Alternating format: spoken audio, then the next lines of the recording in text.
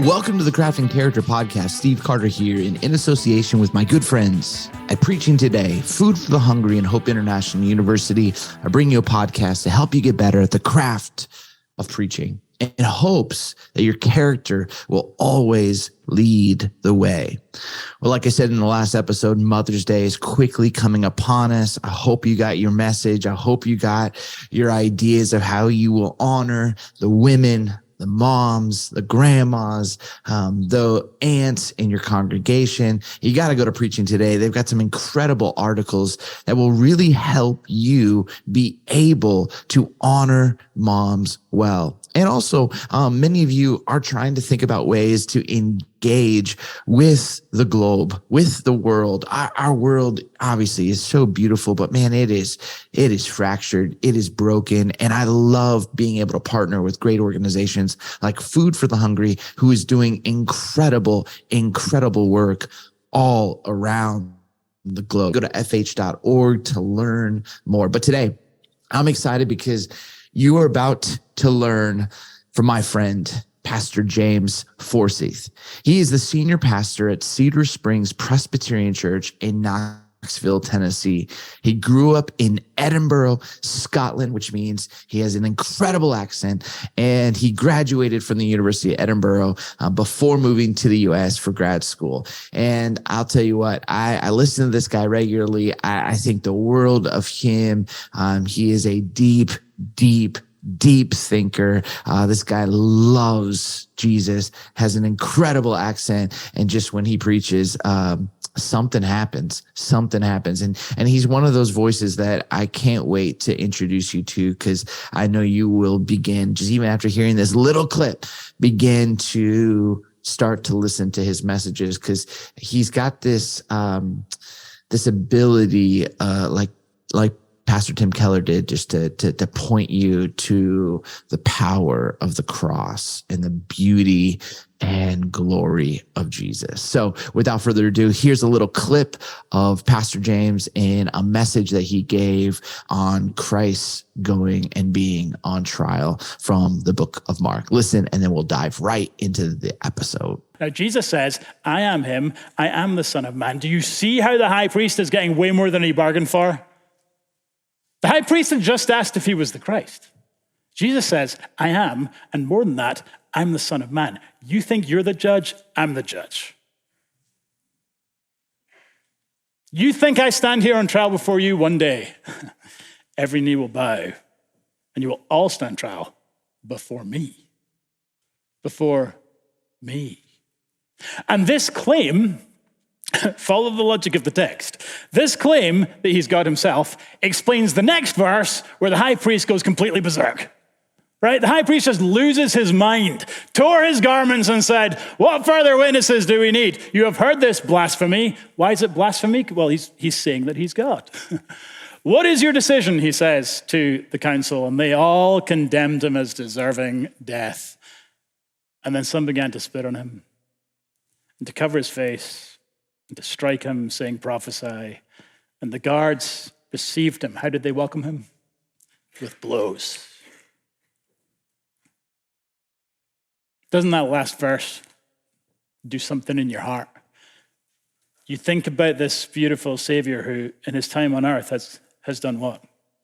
Healed the sick, ministered to the poor, brought freedom to the oppressed. And how is this beautiful Jesus treated? They spit on him.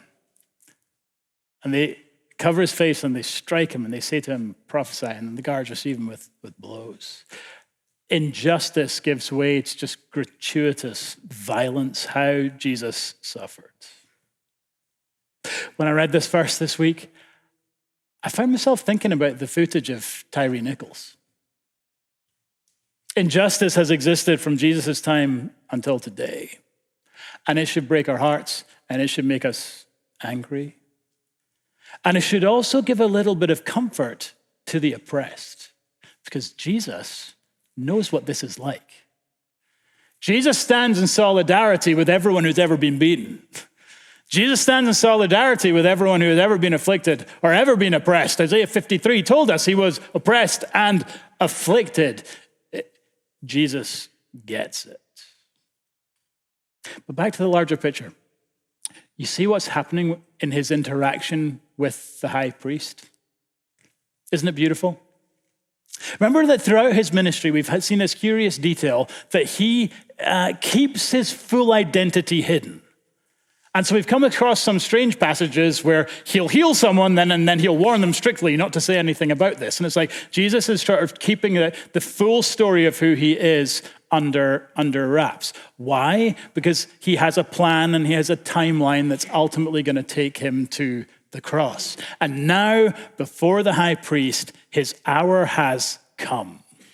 And so while they can't come up with a crime, he provides a charge for them. Well, we just had the privilege to hear from Pastor James, and I'm excited because you're all in for a treat. You're just in for a treat. This is one of the deepest guys I know.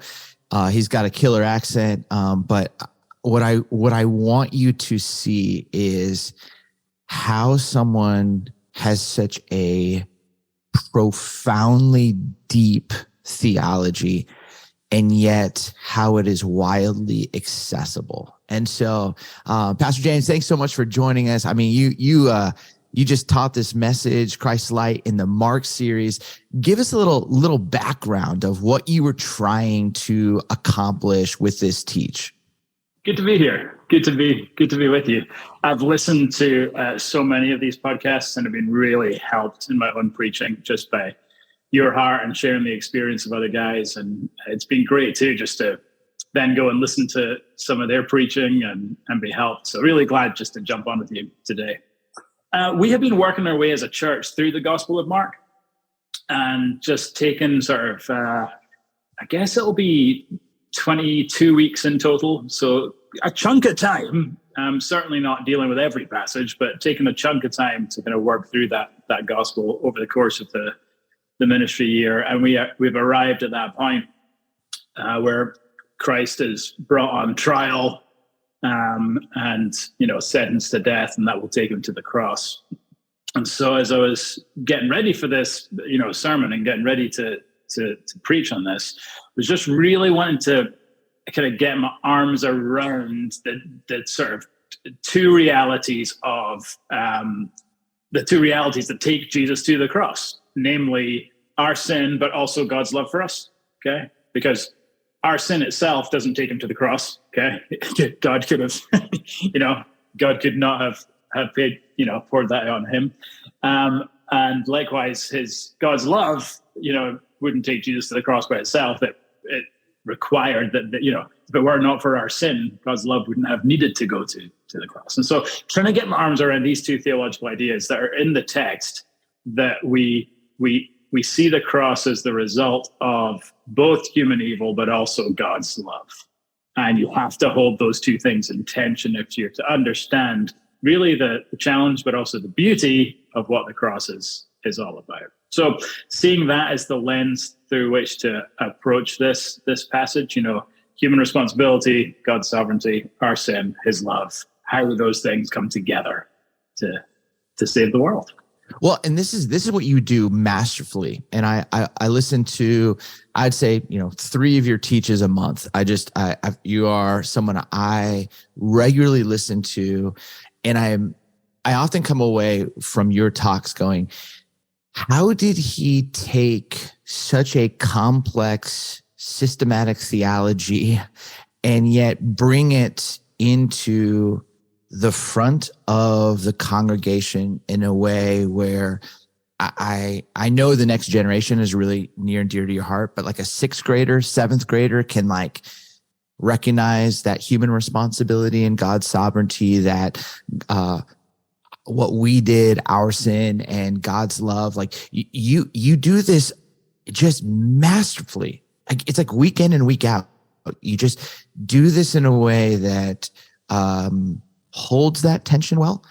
And it's not just for the next generation. You've got people in your congregation, twice your age, who love the Word of God. And so somehow you have this ability to speak to different generations, but to hold the complexity and the accessibility of theology.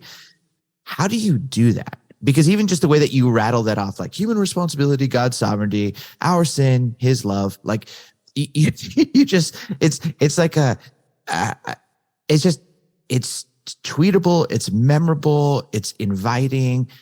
Is there a process that you go through to mine that and make it accessible? First of all, thank you for the encouragement. It's always encouraging is to hear that the Lord's using his word, and I'm grateful for you saying that. There's definitely a process, and it's probably there's layers to it, and I can maybe think out loud with you on how I approach that.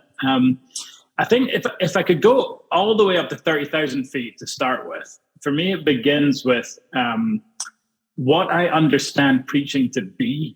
Okay, and my sort of core verse for what I'm trying to do when I preach comes from Luke 24. Do you remember Jesus on the road to Emmaus with the disciples? Yeah. And it's this strange interaction because it's after the resurrection, but they don't know that it's Jesus. And there's this kind of conversation that goes back and forth. And there's this beautiful line where it says that beginning with Moses and the prophets, Jesus opened up the scriptures concerning himself, showed them how he's the point of all. How good's that? And then he leaves them, and the two disciples are talking, and they say to each other, "Did not our hearts burn within us while he talked to us on the road, while he opened to us the scriptures?" And that verse for me has become like the controlling verse for how I think about preaching and what I'm trying to do when I preach, which is have my own heart, but then my people's hearts burn within them as we open up the scriptures. Wow. So it is about an experience, okay, that we are aiming to have an experience in the moment of teaching and delivery, but it's an experience that comes from the word. So it's not like it's not emotionalism for like emotionalism's sake. Rather, it's the proper heart, soul response to the truth that's in the scriptures. And at least in this verse, that seems to be Jesus's model, right? As he talks about the truth, that's what makes their hearts burn within them. And so for me, kind of just the way I think about this, that the truth of the world and the depth of our theology is the dynamite that will explode life change and have our hearts burn.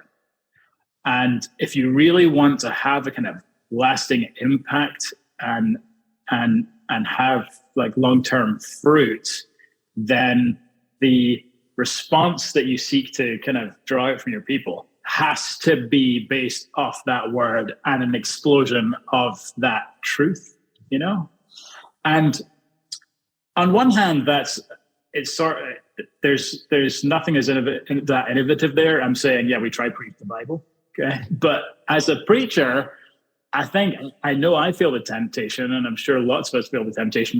We're looking for a hook. We're looking for an illustration. We're looking for a story that's going to work. We're looking for something like, Lord, help me, and it's good and it's well-intentioned. There's nothing wrong with it, but it can almost become, you see how you can almost start to prioritize the response over the substance.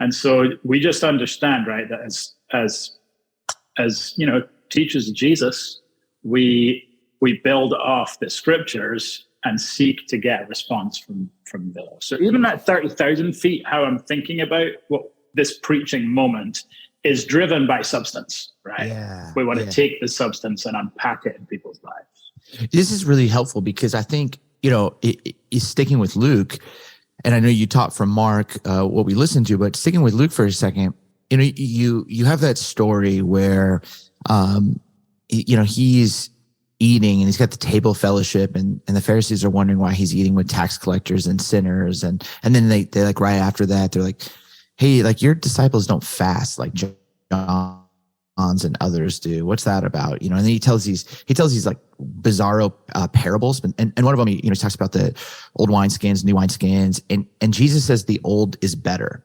And I think oftentimes, like for the longest time, Jesus is doing a new thing. He's doing a new thing. He's doing a new thing. It's kind of like what we often like we'll talk about. But in that text, it's as if Jesus is saying like, no, I'm like the fulfillment of the old wine. Like the old is better.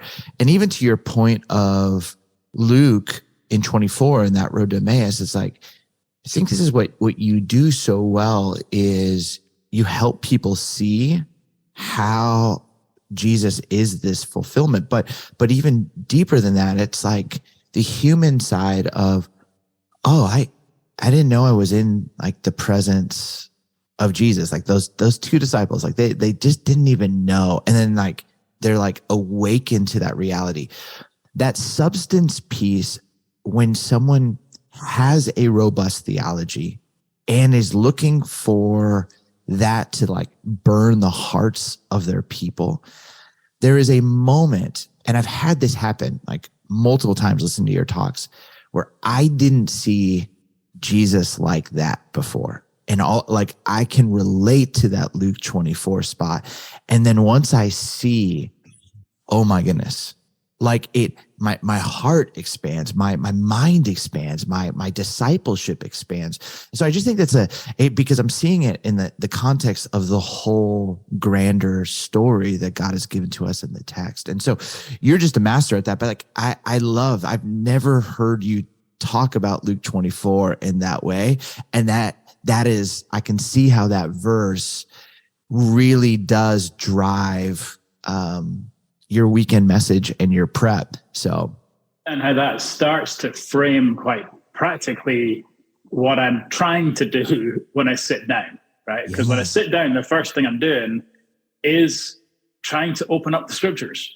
I'm trying to understand, what is this passage about? Yes. What is going on here? What is the point of this? What is the substance in this particular text that we want to bring to our people, and not shortchanging that study, right? Because as I said, there's this tendency, I feel it in my heart, to want to get to the application, to get to the takeaway, get to the illustration, the story, the moment, right? And all those things matter, right? And you need to get to them, yeah. But you just can't start with them, right? You got to do the deep digging in the text. And so, I mean, to try and make this as practical as possible for people who are listening, each year I'll have planned out the sermon schedule for the year.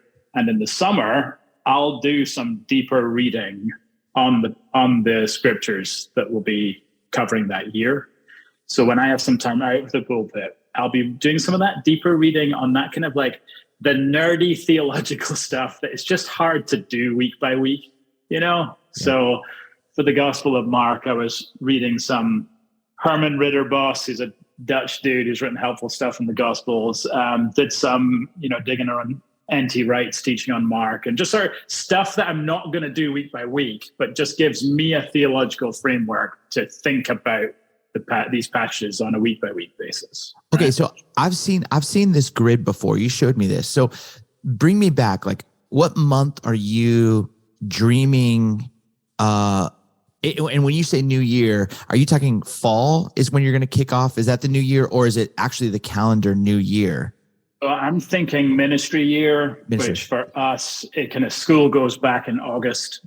Okay. And so August through the end of May is really the ministry year. And I preach probably like, I preach about 70% of our Sundays, but I take most of the summer off.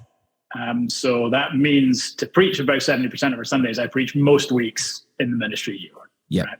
So I take a big chunk of time out of the pulpit in the summer, and I'm so conscious of like what a privilege and gift it is to do that. Solo pastors, man, they're like, I want to mow their yards in the kingdom. Like the guys who just, how many, they preached 50 times this year. You know what I mean? Yes. Just those guys blow my mind, right? So much respect for the men and women who are doing that. For me, I'm fortunate to be able to take a chunk of time in the summer, and that's when I'll schedule out the preaching year. And so we'll have a text and a title for every week in the year. And then building off that, I'll do this sort of deeper level work that almost like, almost take yourself back to seminary, take yourself back to some of that stuff that you haven't thought about in 10 years, and most of it you don't really need to think about all that much, but there is a depth of study that brings a richness to our teaching when we're able to understand some of the deeper things that are going on in the text. And honestly, for me, week by week in the press of sermon prep, it's just not time to do that. Yes. You know, like I need to front load that deep work. And it kind of gives me like the lenses, if you like, to then approach the week by week prep.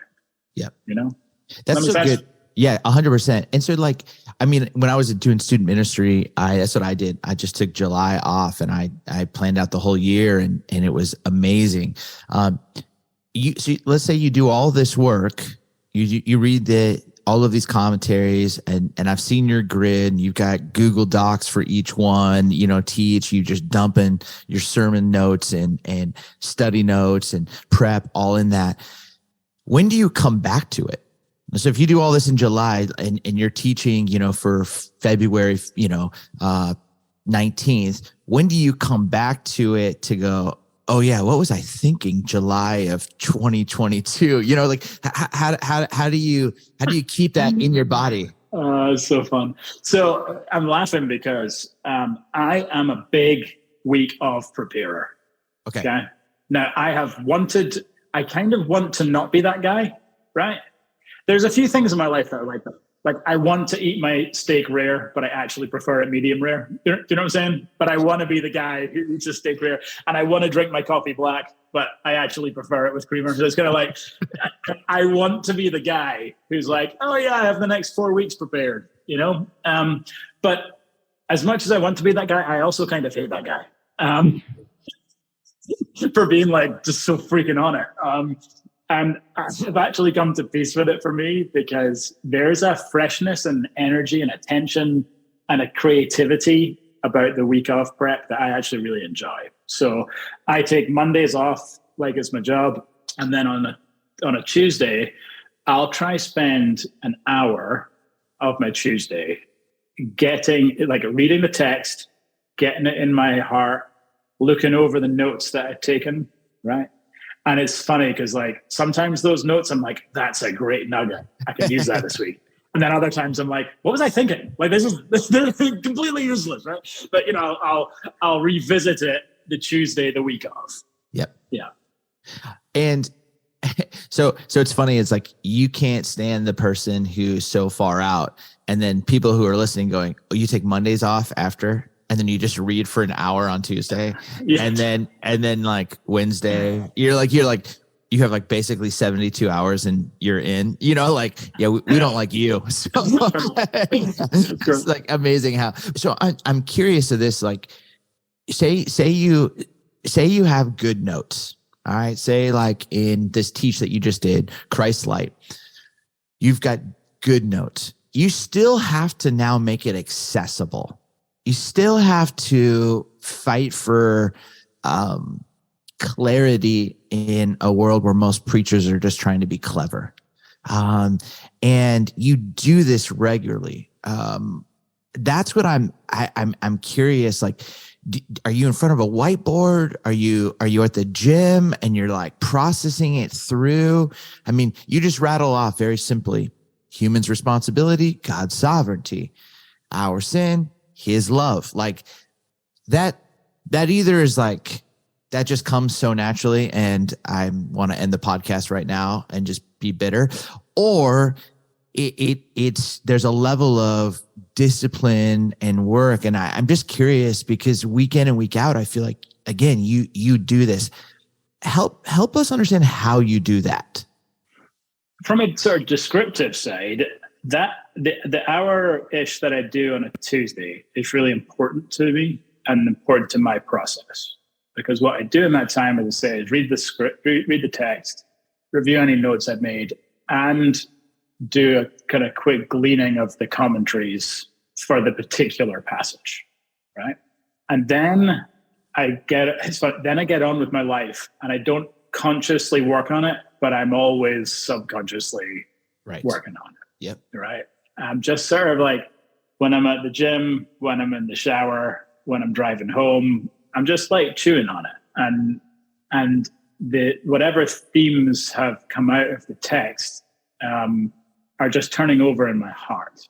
To use the sort of, case study of this last sermon on Christ's trial, the thing that jumped out to me on this text, which is, I was preaching on the narrative of it in Mark, but the thing that jumped out to me was actually Peter's commentary in his sermon on the day of Pentecost, where he's preaching this great sermon and sort of has this conclusion about how Jesus was delivered over according to the plan and foreknowledge of God, and then you crucified him, right? And you see how like Jesus's commentary to Peter's comment, it's almost like that's his commentary on trial, yes. Right? He was delivered over by God's foreknowledge and his plan, but then also crucified by the hands of sinful men. And so that verse became the lens through which I was thinking about Jesus's trial, right? And that all happened on Tuesday, right? That's very practically doing the reading, doing the thinking. That verse becomes the lens that I'm now thinking about that passage. And so as I'm chewing on it as I go, those two ideas sort of just start to distill that, okay, the things I want to draw out of this are those two concepts, right? Yes. And that side of understanding how you want to approach something, I think in some ways that's the art of preaching that it's quite hard to teach people to do, right? In terms of like how do you go from nothing to an outline in your head and your heart, Because for me, there's initial study, but then it's just reflection, and these things kind of bubble to the top, right? Yeah. And so, again, concretely, that Peter's commentary bubbled to the top, and I thought, I want to draw from this. I want to almost make like Peter's sermon the commentary I'm using for Mark 14, right? Yeah. Well, I'm going to preach those 2 points as they're revealed in this text. No, I think it's really, really good. I keep going back to what you said about Luke 24 and this, and even just your language of like what's bubbling up, as you're reading through this and the text and Mark, and then you're reading through some commentaries, when you found something, and I think that's the piece that if I could like teach preachers, it's like I always will often teach people about how Johnny Cash went to Memphis to get a record deal, because everyone was getting record deals, and he was a 3-piece gospel singer, stand-up bass, little drum, he's on guitar, he's singing gospel, and the guy listening to it starts to check out. And then Johnny, because his dad was an alcoholic, knows how to read a room, and he's like, you don't like it? And the guy just says, I don't believe that you believe what you're singing. Sing me something that matters. And so he sings his first like original song in this moment. And the guy, about some tragedy in his life. And it's at that moment the guy leans in and goes, I'll sign that. And part of that art that you're talking, that mystery, is learning to find that where that spirit's leading, that spirit energy, that soul of the, and it's like all of a sudden you like find it at when you're looking at Peter's commentary and you're like, oh, this will preach, this dog will hunt, talk about that. Yeah. Well, I think the mistake, I'm a big believer, Steve, as I know you are, in like, in the discipline of art and the diligence of art, right? That you work hard on these things, and that's how you don't sit around and wait for inspiration. You know what I mean? You read your freaking commentaries, right? And you dig and you work hard. And you know that funny line about like, the harder you work, the more gifted people think you are, right? That you pound it and you work it. And as you're doing that, you come across these nuggets, right? And that you're like, oh, this is, and allow your heart to be captured by them, and then celebrate, like, like there'll be 500 sermons preached on Jesus' trial, and a bunch of them will be, better than mine in 1,000 different ways. But Jesus has called me on this Sunday to talk about it. And so what's the thing that he puts on my heart that I'm just like taken with and excited by and sort of like enchanted by, you know? And as there are 5 nuggets and you could pick one of them, well, pick the one that you're enchanted by. Like, pick the one that you believe. Like, it's back to Johnny Cash, right? Don't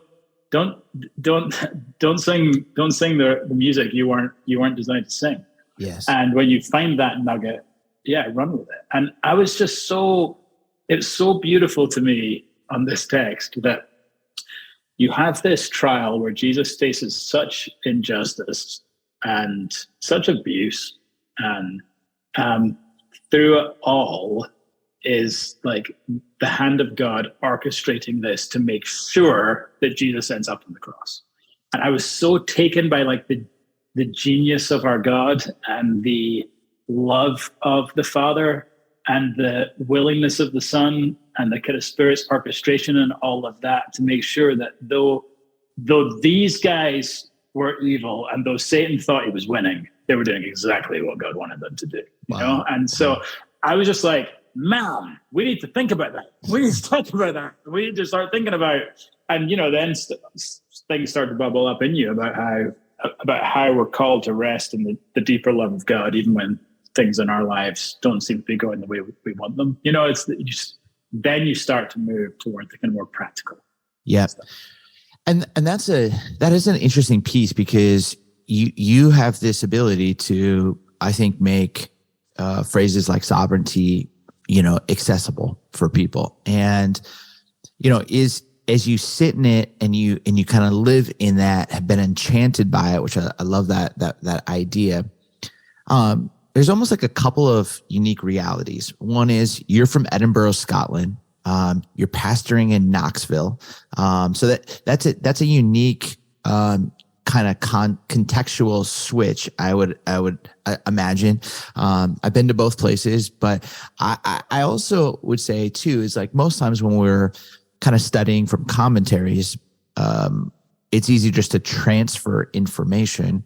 And what's amazing is, as wise as N.T. Wright is, and he is, and other great commentators and scholars, they're probably not living in Knoxville.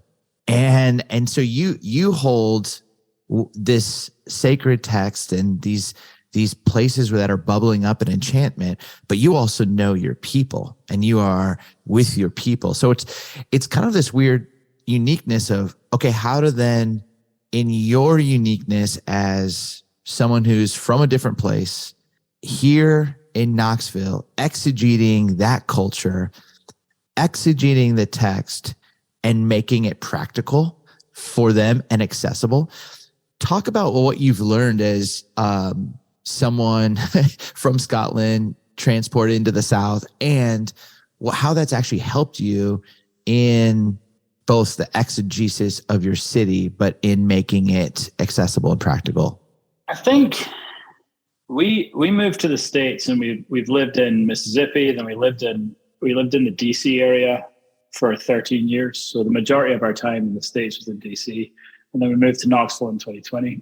And honestly, I do think being an immigrant helps my preaching, because I don't feel 100% at home in any of these places, Wow. And that, I don't mean to lament that. I don't mean it in a pity way. I more mean it in I'm often struck by things in this culture that seem different to me, and so it almost helps me. I think I'm sort of forced to do some of that cultural reflection, because it's not the water that I'm used to swimming in. Does that sort of make sense? Right? Totally. I think very practically, when it comes to like trying to bring, the truth in a way that will be clear and helpful to your particular people. Sorry to be so like pragmatic about it, but for me, this is Thursday. Okay, so if I've read on Tuesday, right, and I've done some sort of prayerful reflecting and percolating, just the chewing on the kind of Tuesday, Wednesday, Thursday morning for me is clarity day, right?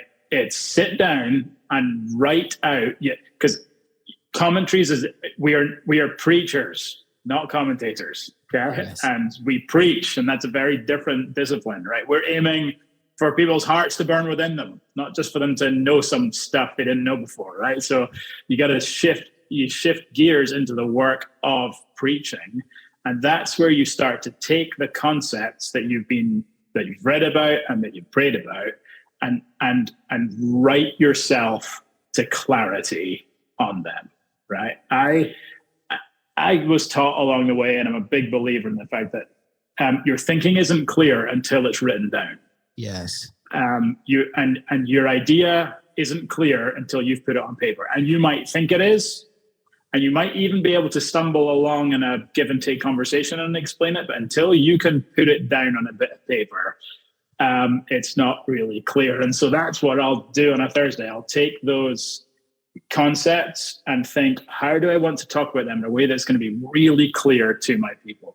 Forget that the theological framework's so important, sovereignty, responsibility, all that stuff. Okay, but that's not the language we talk in. That's not the language people talk in. So how can you take the truth of the scripture and talk to people in a way that will make their hearts burn within them?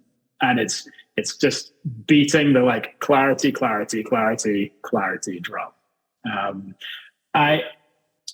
I'm a little bit of a maniac about clarity, Steve, and it's probably to an unhealthy degree. Like, I just think it's terrible when a preacher is boring, and it's terrible when they're unclear. Right. Like, if you don't know what you're heralding, how am I meant to know what you're heralding right now? So, like, we really don't want to be boring. We really don't want to be unclear, you know? And so the writing part on Thursday is how I'll kind of take these theological ideas and start to build, you know, the preaching language around it. You know, the whole exegesis to exposition thing, that's the work of homiletics, right? Taking the content, but now framing it in a way that will actually speak to people's hearts. Yes. And to me, that's Thursday on paper, writing. Do you have a hard deadline? I know some churches have like bulletins that they have to get in, and if you don't get your clarity day done by 4 p.m., you know, it's like because it has to go to printer. Like, do you have anything that's manufactured time frame for you on Thursday? So I have at 9 o'clock on Friday morning, I host what we call sermon cohort with some of our staff. And the purpose of that cohort is I'm taking some of our younger and so gifted staff members on our team, and I'm trying to help them learn how to preach and teach. And so what we do in that time is we just walk through my sermon, and I walk through it, but I give them the kind of commentary on the decisions that I've made. This is why I'm using this introduction. This is why we're going to use this outline. I kind of, you know, pull back the curtain, so to speak, to kind of talk them through it. And on one hand, I say that's for their development, and I hope that it is, but it's also been a really good deadline for me. Like, yes. I have to be 90% done by 9 a.m. Friday, or I'm not going to be ready for that meeting. And so that's kind of the artificial deadline. And then, of course, by Friday lunch, slide team and all that needs to be looped in as well. So I will say, though, I would say on Friday morning in that cohort, I'm 90% done. I have a sermon I could preach, right? If that was Sunday, I could do it. But there's normally there's normally a significant ad between then and Sunday, right?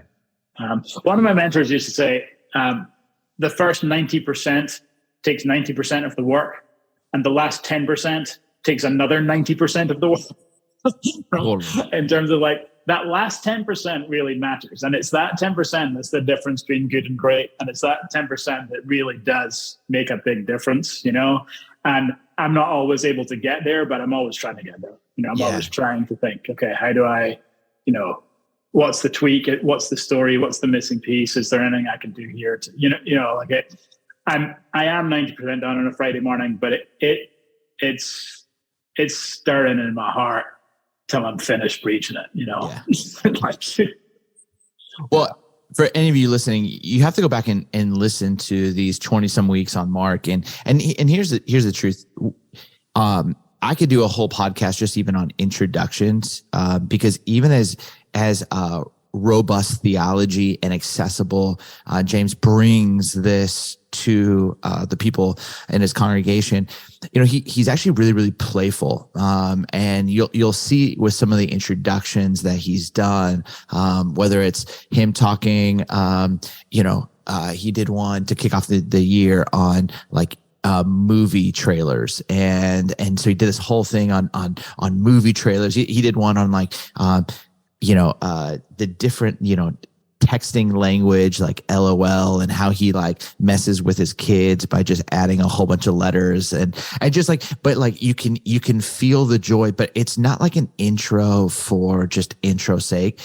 It's playful, it's humorous, it's like the opening act, and then it's like everyone's just like, this is going somewhere. This is going somewhere. It's going to be connected. And then, that one where he did the movie trailers, he was talking about the glory of Christ. And then he basically does these 5 glimpses, like these 5 trailers of the glory of Christ. And it just works. It just works. The other thing he does really, really well, and it's one of the best at, is in that Clarity Day, the way at which he can, and I'm going to rattle, like, just because I take copious notes and I love learning from communicators. But on January 15th, he did a teach called Christ's Call. And like the three main points of this were the game we must not play, the call that we must hear, and the promise he will keep. And he just like built this whole talk around those 3 points. And once you like, you read this from Mark 10, you're like, oh my goodness. It's just, so there's the theology part, but the accessibility also comes in the hooks that he creates and gives his people, again, that are so clear that the people are walking out going, oh my goodness, this is the game we must not play. It works. Or these 5 kind of glimpses of what glory is, Christ's glory is. And people are like, I know in their community are like seeing it. So give him a listen. I'm just telling you, he's going to stretch you. He's one of those communicators that, more and more people, I feel like you bring the best parts of Tim Keller. You bring, this real like, And I feel like if I say next gen, that makes you feel really young. I don't mean it like as young. It's just a heart. I've seen you stop in the middle of your message, and almost because there's a bunch of students there, and you'll just speak a word to each of the generations. Like you're speaking and calling them out. It's just, but there's this part of Keller. There's this part of like, obviously the Scottish accent and just who you are.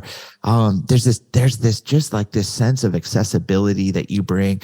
But bro, it's a pastor's heart. And I think that burn, that longing for the people's hearts to burn for Christ and burn for his word, man, I just feel it every time I hear you teach. And it's just, it's blessed me, bro. It really has blessed me. So, and it's the funny thing that's preaching, isn't it? Because on one hand, see, when I think about the weight of it's this catch-22, right? Because on one hand, when I think about the weight, you're like, okay, I'm never going to do this again, right? I just in my brokenness and my folly and the stupidness in my own heart, I just and then the very next second, you're like, but I have to do this again. Like there's just it's in us, and we've been called to it.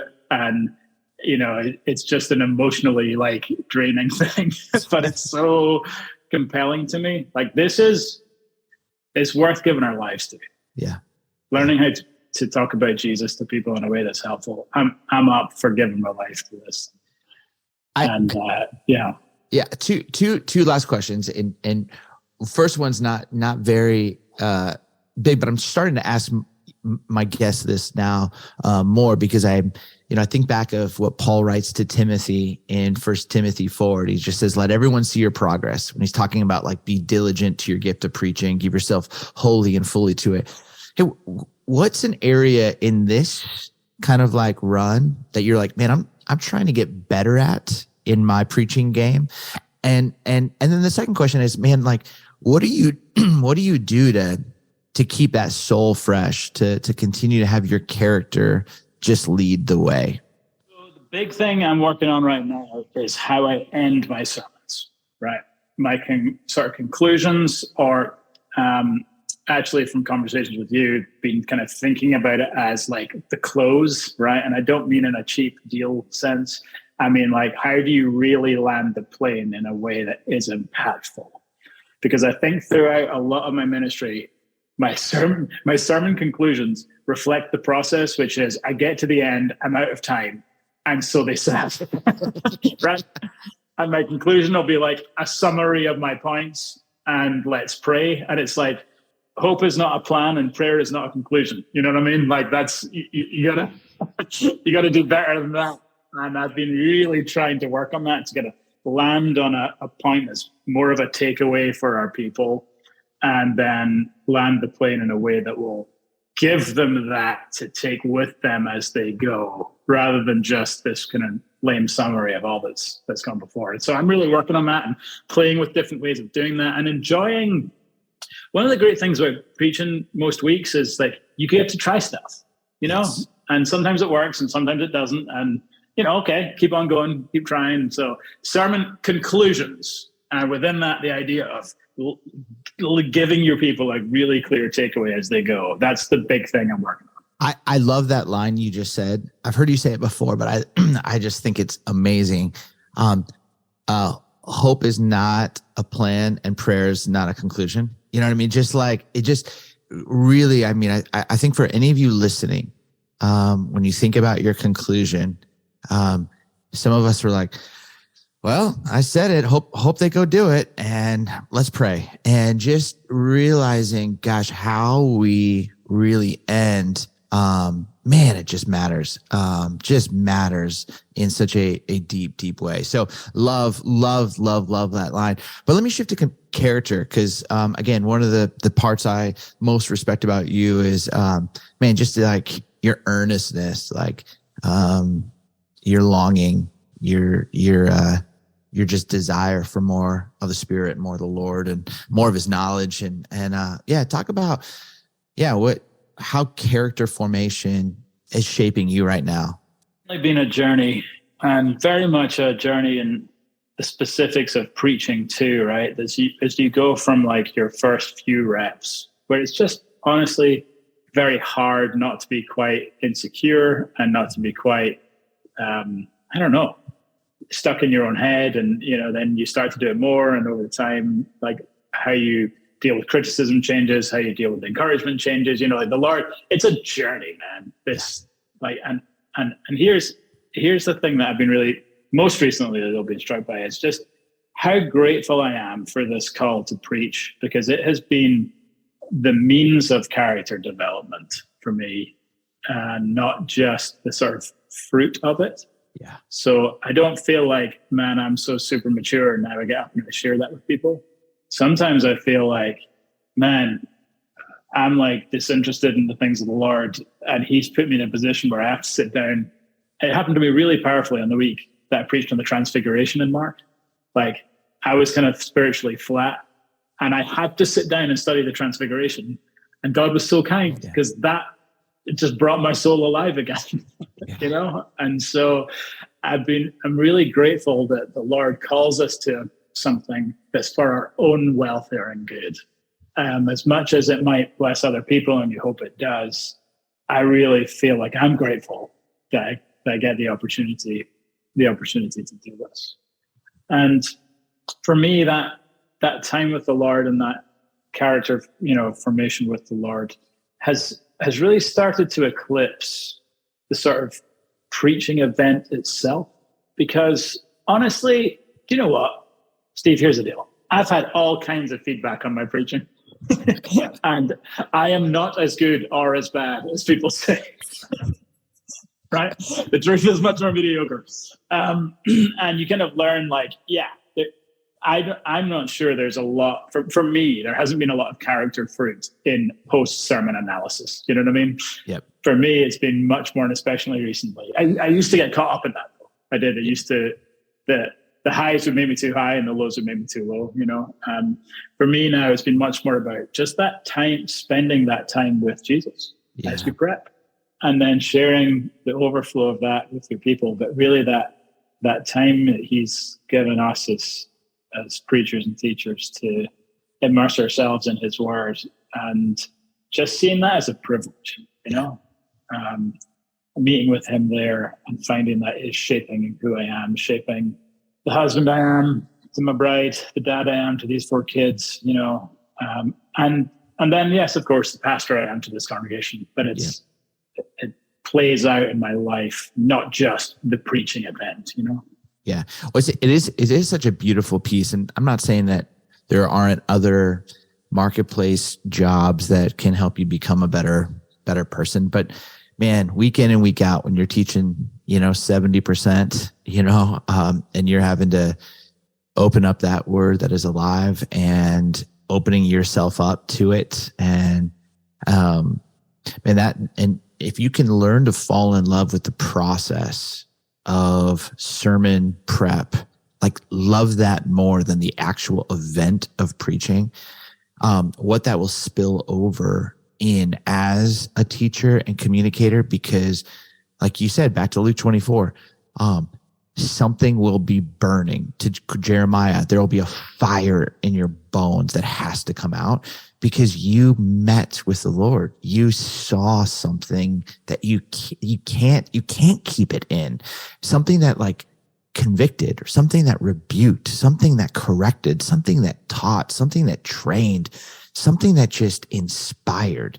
And man, that for any of you who are just struggling right now with preaching, I think, James, I think you just reminded us, oh yeah, like I can go become an insurance agent, and that's awesome. Like, no, there's no shade on that, but I'm not going to have the sermon prep time to work on my heart and my soul the way that my church and my schedule affords me to in the present. That is like a privilege and a gift as a preacher and communicator. I'm so bought in, and just to agree with the point you're making on how you have to learn to love this process. Yeah. That, you spend however many hours in prep, and the sermon's done in a few minutes. And do you know what happens then? And this is now a ritual I have. I leave the final service I preach. I walk into my office. I tear up my notes and I put them in the trash. Now, I have a soft copy, okay? But this is like a physical discipline that I now have, because it's done and it's gone, and I'm going to spend some time with my family and the Lord, and then start climbing that mountain again Tuesday morning. Yeah. And so it's like you gotta love the prep, and you gotta love the and have that kind of internal feistiness for it, like that moment, those weeks where it's not coming together, yes. To have that kind of holy challenge accepted. Let's freaking go. I'm gonna. If this week requires grinding, I'm going to grind, if it requires beating the head against this wall, I'm going to beat the head against this wall. We will not quit until this comes together. And I think there's a little not to make this like we do it all in our strength, but there should be a bit of that holy determination in us, right? Yeah. That we really want to do a good job with this thing the Lord has called us to. It's beautiful. It's beautiful. Well, hey man, thank you. Thanks for your wisdom. Thanks for your time. And where can people find you? So I am gloriously absent from social media. I have a Twitter account, James W. Forsyth. That's my handle, but I'm rarely posting. I'm rarely on there, and it's part of a kick I'm on just now. So Cedar Springs Presbyterian Church, that's where I'm the pastor. And all of our social media, Cedar Springs is... at CSPC is where you'll find us on different platforms. That's where you can find us. And of course, all the sermons are Spotify and iTunes and all the places. So you can look me up by my name or by Cedar Springs. Awesome, man. Well, thank you for the time. And you are an absolute gift.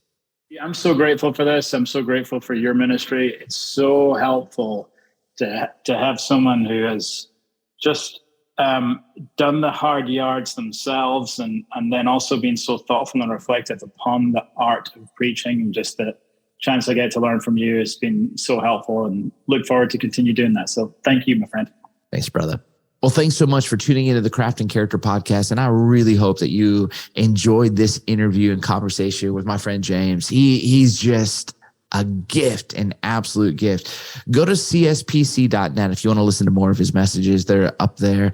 They've got great video. They got a great room at which they teach in, and you're going to love his stuff. It's just incredible. And thanks so much for just the support.